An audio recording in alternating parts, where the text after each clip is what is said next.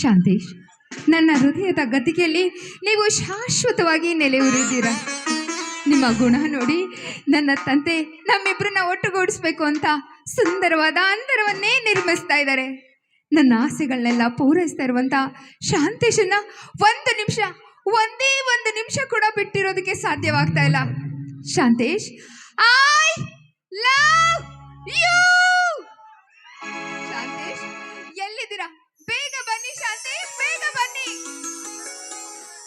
ಆ ಮೋಡದಿಂದ ಮಳೆಗೆ ಒಂದು ಸ್ಫೂರ್ತಿ ಇದೆ, ತಂಗಾಳಿಯಿಂದ ಹೂವಿಗೊಂದು ಕೀರ್ತಿ ಇದೆ. ನನ್ನ ಹೃದಯದಲ್ಲಿ ಪ್ರೀತಿ ಇದೆ. ಆ ಕಥೆಗಳೆಲ್ಲ ಕಣ್ಣ ತುಂಬಿ ನೀರಾಗಿದೆ.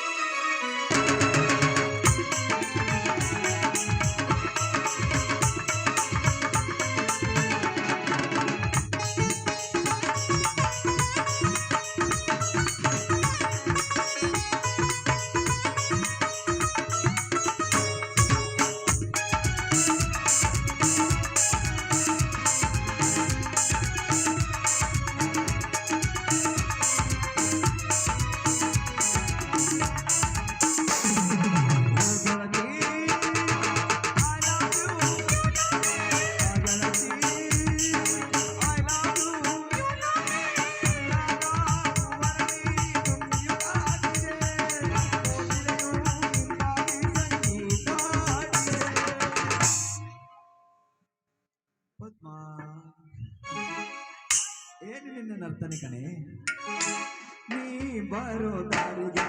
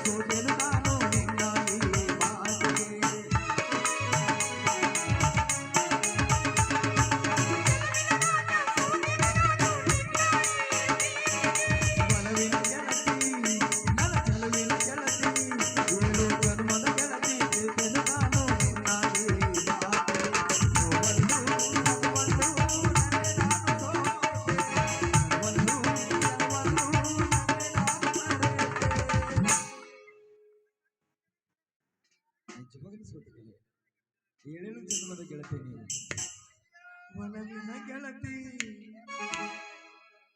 ನನ್ನ ಒಲವಿನ ಗೆಳತಿ. ಜಿನು ಜಿನುಗೋ ಜೇನಾನಿ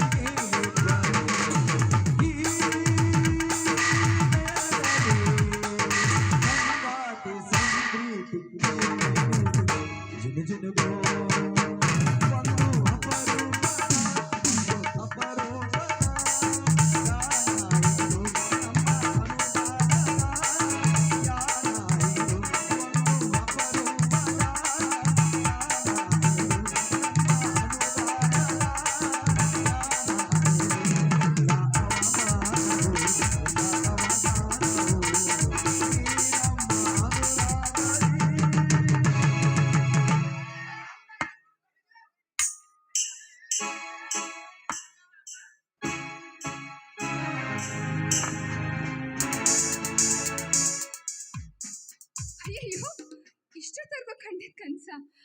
Shantesh, Shantesh, I miss you so much.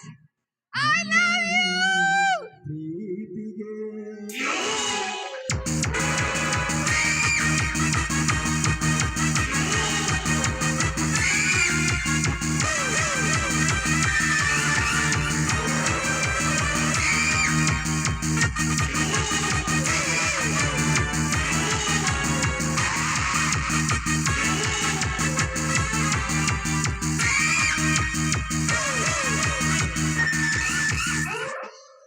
ಓಹೋ, ಲಾಯರ್ ಲಕ್ಷ್ಮಣರಾಯರ ಏಕೈಕ ಮಾತ್ರ ಪುತ್ರಿ ಗಡಬಿಡಿಯಲ್ಲಿ ಏನೋ ಹುಡುಕುತ್ತಿರಂತೆ ಕಾಣುತ್ತಿದೆಯಲ್ಲ. ಆ ಮನೆಯಲ್ಲಿ ನಿಮ್ಮ ತಂದೆಯವರಿಲ್ಲ ತಾನೇ? ಪ್ರತಾಪ್, ಬನ್ನಿ ಕೂತ್ಕೊಳ್ಳಿ. ತಂದೆಯವರು ವೆಡ್ಡಿಂಗ್ ಕಾರ್ಡ್ ಕೊಡ್ಬೇಕು ಅಂತ ತನ್ನ ಸ್ನೇಹಿತರ ಮನೆಗೆ ಹೋಗಿದ್ದಾರೆ. ಅಯ್ಯೋ, ಅನಿರೀಕ್ಷಿತವಾಗಿ ನಮ್ಮ ಮನೆಗೆ ನೀವು ಬಂದಿದ್ದೀರಾ. ನಾಳೆ ನನ್ನ ಮದುವೆ ಇದೆ, ತಪ್ಪದೆ ನೀವು ಬರ್ಬೇಕು. ಅವಶ್ಯವಾಗಿ ಬರುತ್ತೆ. ಹಾಗೆ ಹೃದಯ ತುಂಬಿ ಆನಂದದಿಂದ ಶುಭಾರಿಸುತ್ತದೆ. ಹಾ, ಹೋಗ್ಲಿ ಬಿಡು ಪದ್ಮ. ಮುಖ್ಯವಾದ ಕೆಲಸಕ್ಕೆಂದು ನಿಮ್ಮ ತಂದೆಯವರನ್ನು ಕಾಣಲು ಬಂದಿದ್ದೆ. ಆದರೆ ಅವರೇ ಮನೆಯಲ್ಲಿಲ್ಲವೆಂದಾಗ ಈ ಪ್ರತಾಪನ ಪ್ರಥಮ ಪ್ರಯೋಗ ಯಶಸ್ವಿಯಾಗುವುದರಲ್ಲಿ ಸಂದೇಹವಿಲ್ಲವೇ? ಪ್ರತಾಪ್, ಏನ್ ನಿಮ್ಮ ಮಾತು? ಏನು ಅರ್ಥವಾಗ್ತಾ ಇಲ್ಲ. ವಿಚಿತ್ರವಾಗಿ ಮಾತನಾಡ್ತಾ ಇದ್ದೀರಲ್ಲ. ನಿಜ ಪದ್ಮ, ಸತ್ಯ ನಡೆಯುವುದೆಲ್ಲ ವಿಚಿತ್ರ. ನೀನೊಬ್ಬ ಮುಖ್ಯ ನ್ಯಾಯಾಧೀಶನ ಒಬ್ಬ ಮಗಳಾಗಿ ತಂದೆಯ ಪ್ರೀತಿಗೆ ಪಾತ್ರಳಾಗಿ, ಹಾಗೆ ಇಂಥ ಸುಂದರವಾದ ನಂದನವನದಂತಾಗಿದ್ದ ಅರಮನೆಯಲ್ಲಿ ಅರಗಣಿಯಾಗಿ ಹಾರಾಡಬಹುದಾಗಿತ್ತು. ಆದರೇನು ಮಾಡುವುದು? ನಿನ್ನ ದುರದೃಷ್ಟ. ನಿನ್ನ ತಂದೆ ಮಾಡಿದ ಒಂದೇ ಒಂದು ತಪ್ಪಿಗಾಗಿ ಇಂದು ನಿನ್ನ ಶೀಲ ನನ್ನ ಕಾಮದಾಗ್ನಿಯಲ್ಲಿ ಬಿದ್ದು ಸುಟ್ಟ ಬಣವಿ ಅವಸ್ಥೆ ಆಗಬೇಕಾಗಿದೆ. ನಿನ್ನ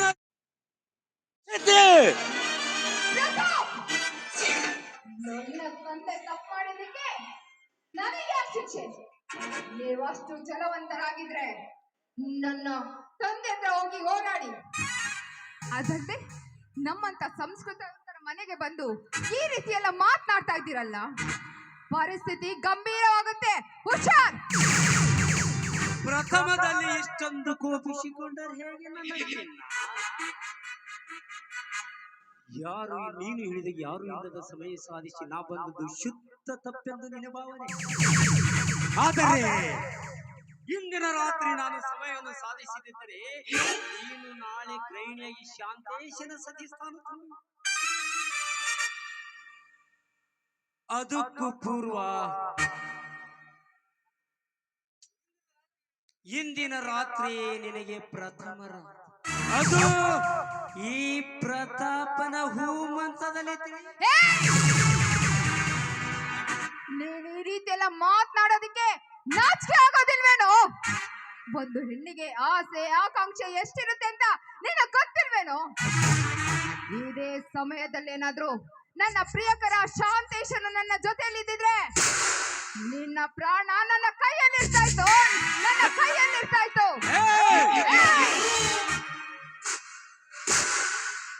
ಮರ್ಯಾದೆಯಿಂದ ಹೇಳ್ತಾ ಇದ್ದೀನಿ, ಹೊರಟಾಗಿಲ್ಲಿಂದ. ಮರ್ಯಾದೆ?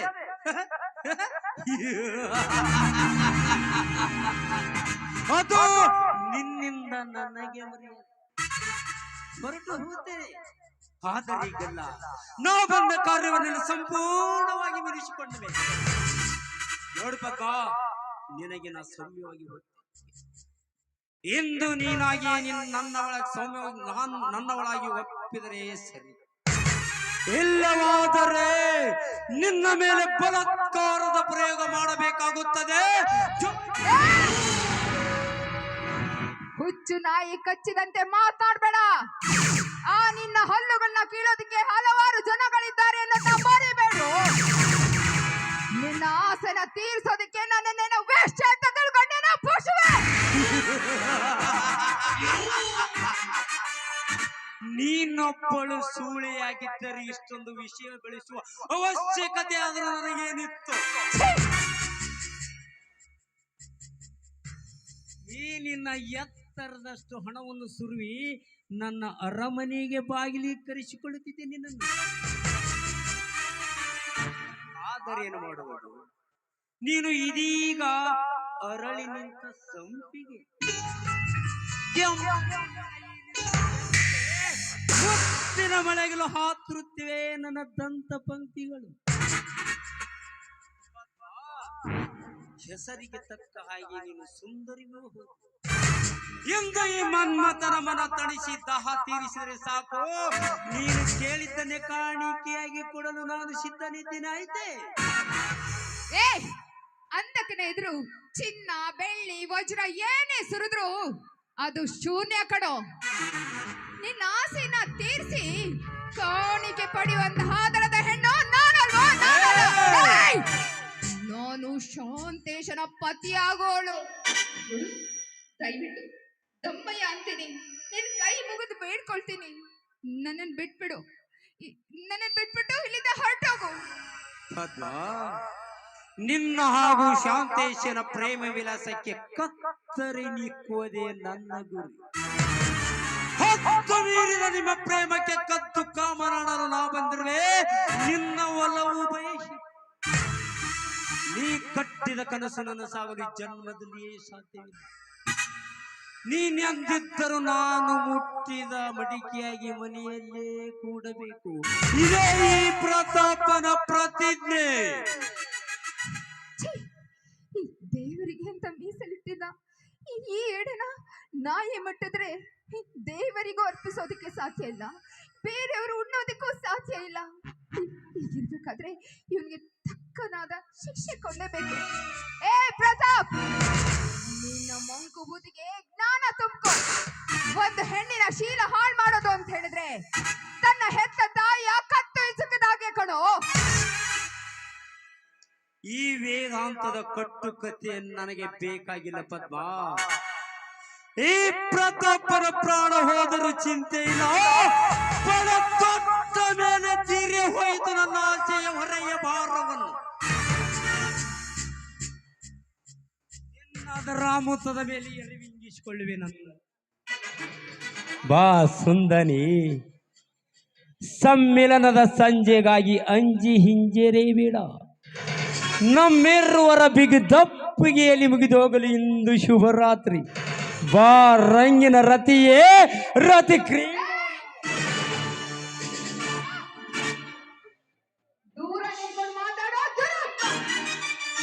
ಬಲವಂತವಾಗಿ ಒಂದು ಹೆಣ್ಣನ್ನ ಅತ್ಯಾಚಾರ ಮಾಡೋದಕ್ಕೆ ಬರ್ತಾ ಇದೆಯಲ್ಲ, ನೀನಂತ ಗಂಡ್ಸು, ನೀನೊಬ್ಬ ಮೀಸೆ ಅಂತ ಗಂಡ್ಸಲ್ವೋ? ಮೀಸೆ ಅಂತ ಗಂಡ್ಸಲ್ಲ. ಹೆಣ್ಣು ಒಲಿದರೆ ನಾರಿ, ಮುನಿದರೆ ಮಾರಿ. ನಿನ್ನಂತವ್ರಿಗೆ ಮಾರಿ ಆಗೋದೆಲ್ಲ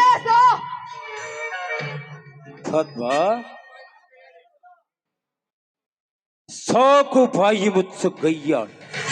ವಿನದಿಂದ ಮಾತನಾಡಿದೆ ಏನೂ ಪ್ರಯೋಜನವಿല്ലെಂದು ನನಗೀಗ ಚೆನ್ನಾಗಿ ಅರ್ಥವಾಯಿತು.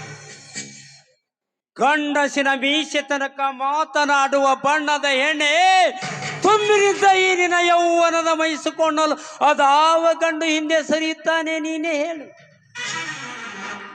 ಉಬ್ಬಿದ ಇನ್ನೆರಡು ಸ್ತನಗಳೆತ್ತ ಕಣ್ಣಿಟ್ಟು ನೋಡಿದಾಗ ನನ್ನ ಮೈಮನಲ್ಲಿ ನಿನ್ನ ಬೆರೆಯಬೇಕೆಂಬ ಹಂಬಲಕ್ಕಾಗಿ ಹಾಕು. ವ್ಯರ್ಥ ಮಾತನಾಡಿ ವೇಳೆಗಳಿಬೇಡ.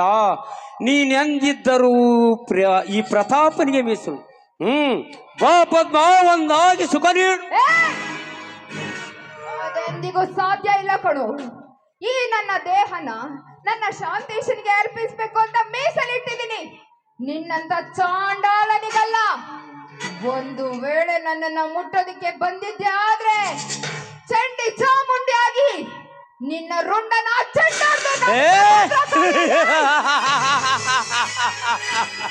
ಪದ್ಮ, ನೀನು ಬರೀ ಬಾಯಿ ಮಾತಿನಲ್ಲಿ ಚಂಡಿ ಚಾಮುಂಡಿಯಾಗಿ ವರ್ತಿಸಿದ್ರೆ ಇದಕ್ಕಂಜೆ ಕಾಲ್ ಕಿಳ ಹಿಂಜರೆ ನಾನೇನು ಷಂಡನಾಗಿ ಬಂದಿಲ್ಲ. ನಾನು ಮನಸ್ಸು ಮಾಡಿದರೆ ನಿನ್ನಂತ ಸಾವಿರಾರು ತರುಣ ಸಾಲಾಗಿ ತಂದು ನಿಲ್ಲಿಸಬಹುದಾಗಿತ್ತು. ಆದರೇನು ಮಾಡುವುದು? ನನ್ನ ಆತ್ಮದಲ್ಲಿ ಅಡಗಿದ ಸೇಡಿ ಕಿಡಿಯನ್ನು ಕೊನೆಗಾಣಿಸಿಕೊಳ್ಳಬೇಕಾದರೆ ನಿನ್ನ ಶೀಲ ಹಾಳು ಮಾಡದೆ ನನಗೆ ಗತ್ಯಂತರವಿಲ್ಲ. ಪದ್ಮ, ನೀನು ದಿನನಿತ್ಯ ಕಣ್ಣೀರು ಸುರಿಸುವುದನ್ನು ನಾನು ನೋಡಬೇಕು.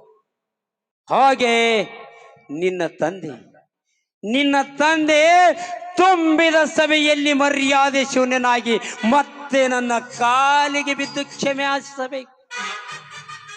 ಹಾಗೆ ಮಾಡದಿದ್ದರೆ ನಾನು ಹುಟ್ಟಿದಕ್ಕೂ ಏನು ಸ್ವಾರ್ಥಕ? ನೀನಾಗಿ ಮಂಚಕ್ಕೆ ಬರುವೆಯೋ ಅಥವಾ ನಾನೇ ನಿನ್ನನ್ನು ಎಳೆದುಕೊಂಡು ಒಯ್ಯಬೇಕು? ಹೇಳು. ಬೇಡ, ದಯವಿಟ್ಟು ಆ ರೀತಿ ಮಾಡಬೇಡ. ನನ್ನ ಶೀಲಕ್ಕೆ ಕಿಚ್ಚು ಹಚ್ಚಬೇಡ. ನಾನು ಶಾಂತೇಶನ ಸತಿ ಸ್ಥಾನ ತುಂಬಬೇಕು ಅಂತ ಅನ್ಕೊಂಡಿದ್ದೀನಿ. ನಿನ್ ಕೈ ಮುಗಿದು ಬೇಡ್ಕೊಳ್ತೀನಿ, ನಿನ್ ಕಾಲು ಹಿಡಿದು ಬೇಡ್ಕೊಳ್ತೀನಿ. ದಯವಿಟ್ಟು ನನ್ನನ್ನೇನು ಮಾಡಬೇಡ.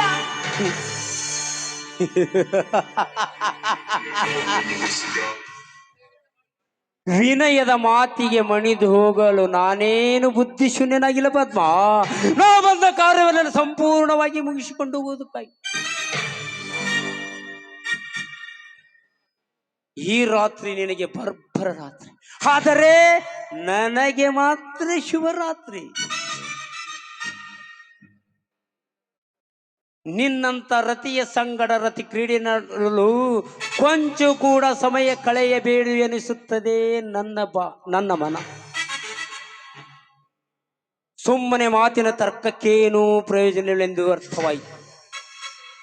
ನಿನ್ನೆಳೆದುಕೊಂಡು ಒಳಗೆ ಹೋಗಿ ಹಚ್ಚುವೆ ನನ್ನ ಕಾಮ ಪಿತ್ತನು. ಬಾ ಪದ್ಮ.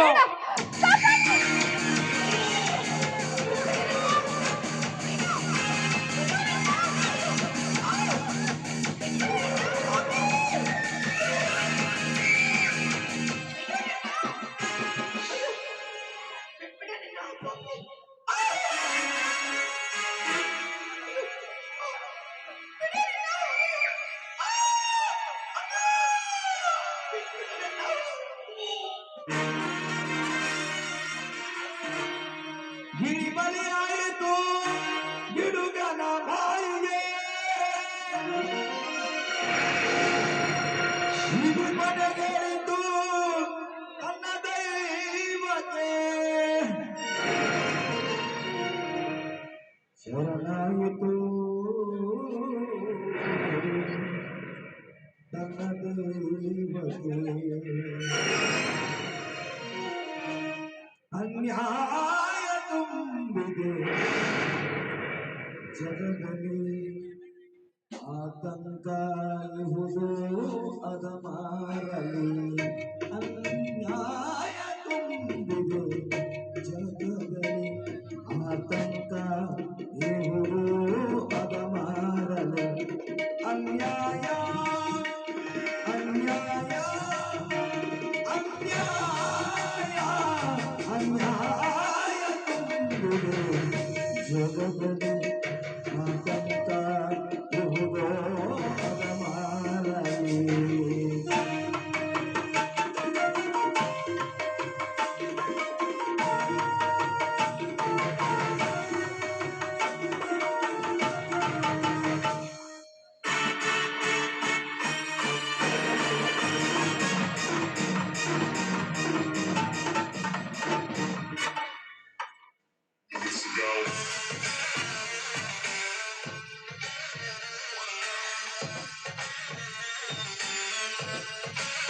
ತೀರಿತ್ತು ಇಂದು ನನ್ನ ಛಲ.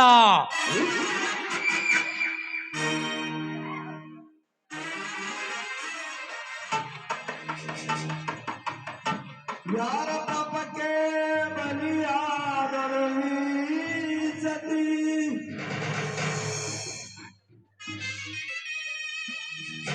ವಿಧಿ ನೀಡಿದ ಶಾಪಕ್ಕೆ ಬಲಿಯಾದಳು ಗರತಿ.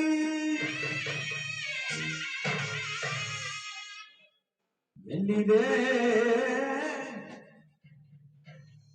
ನ್ಯಾಯ ನೀತಿ, ಎಲ್ಲಿದೆ ನ್ಯಾಯ ನೀತಿ. ಕಥೆಯೈತೆ ನಿನ್ನ ಬಾಳು, ಅರೆ ಬಾಳು. ಕಥೆಯೈತೆ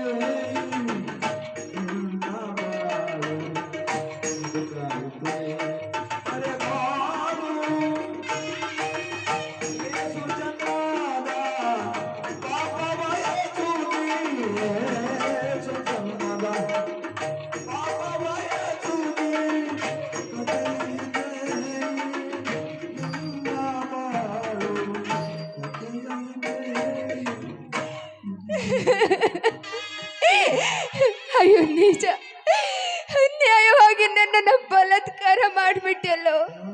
ಹೇ ಬಲವಂತವಾಗಿ ನನ್ನ ಶೀಲವನ್ನೇ ಹಾಳು ಮಾಡ್ದೆಲ್ಲೋ. ನನ್ನ ಶೀಲಕ್ಕೆ ಕಿಚ್ಚು ಹಚ್ಚಿದ್ಯಲ್ಲ. ಹೇ ವಿಧಿ, ಈಗ್ಲಾದ್ರೂ ತೀರ್ಥ ನಿನ್ನ ದಾಹ, ಈಗ್ಲಾದ್ರೂ ತೀರ್ಥ. ಇಷ್ಟು ವರ್ಷಗಳಿಂದ ನನ್ನ ಶೀಲನ ಕಾಪಾಡ್ಕೊಂಡು ಬಂದಿದ್ದೆ. ಆದ್ರೆ ರಣಹದ್ದಿನ ಹಾಗೆ ಅಪ್ರತಿಮ ಕುಗ್ಗಿಹೋದ.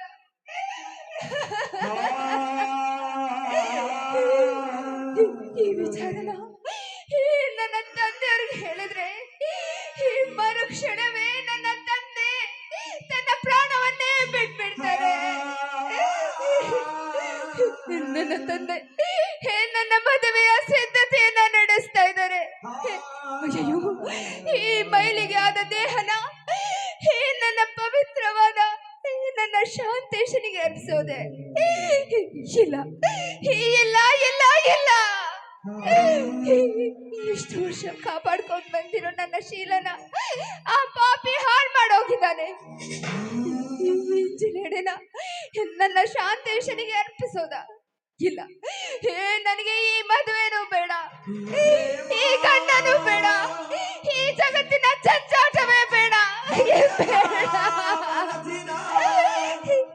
ನಾನು ಏನ್ ಅನ್ಯಾಯ ಮಾಡಿದ್ದೆ ಅಂತ ನನಗೆ ಈ ರೀತಿ ಶಿಕ್ಷೆ ಕೊಟ್ಟೆ ದೇವ್ರೆ, ನನಗೆ ಈ ರೀತಿ ಶಿಕ್ಷೆ ಕೊಟ್ಟೆ, ನನಗೆ ಈ ರೀತಿ ಶಿಕ್ಷೆ ಕೊಟ್ಟೆ.